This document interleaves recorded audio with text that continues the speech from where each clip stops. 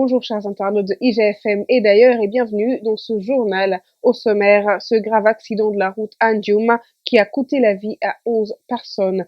Et puis, dans un contexte où l'oxygène devient une denrée rare à cause de la troisième vague de la Covid-19, l'État met la main à la poche et s'approvisionne en oxygène. Les enfants ne sont pas épargnés par cette pandémie, l'alerte du chef du service pneumonie pédiatrique de l'hôpital Albert Royer, c'est dans ce journal. Tout de suite, le développement.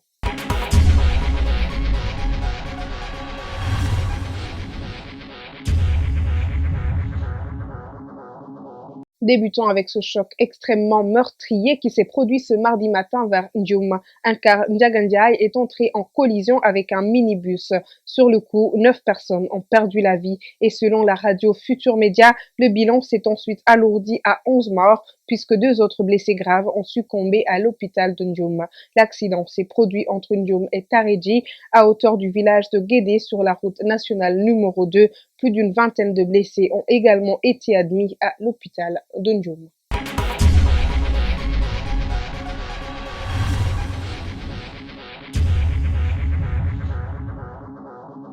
9 décès supplémentaires ce lundi, 63 cas graves en réanimation, le point du jour de la pandémie Covid-19 au Sénégal de ce mardi 3 août 2021. 504 nouveaux cas enregistrés, dont 460 issus de la transmission communautaire, 42 cas contacts et 2 cas importés. 386 personnes ont été testées négatives et déclarées guéries à ce jour. Le Sénégal a enregistré 64 024 cas positifs à la Covid-19, dont 48 378 guéris et 1 394 décès. 14 252 personnes sont encore sous traitement.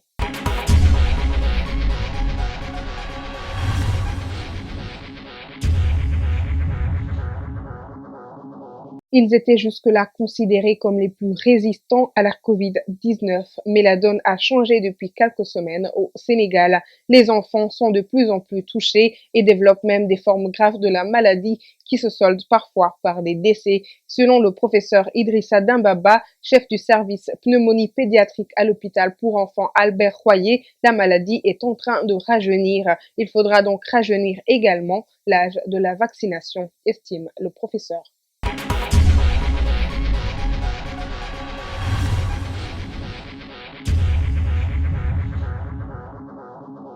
Et toujours dans le contexte de la Covid-19 où l'oxygène se fait de plus en plus rare sur le marché en raison d'une demande supérieure à l'offre, l'État décaisse un peu plus de 10 milliards de francs CFA pour payer 35 centrales d'oxygène dont les premières livraisons sont attendues d'ici le 18 août prochain. D'après les informations de l'Observateur, ces centrales ont chacune une capacité de 43 mètres cubes, soit environ 43 000 litres.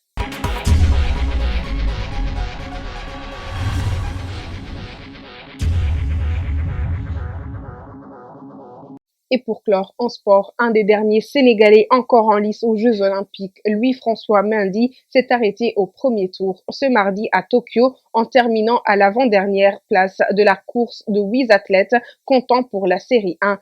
Après les éliminations précoces de ses compatriotes, Mendy était attendu pour sauver l'honneur en attendant le lutteur Adama Diatta, dernier Sénégalais à entrer en lice dans les 3 prochains jours.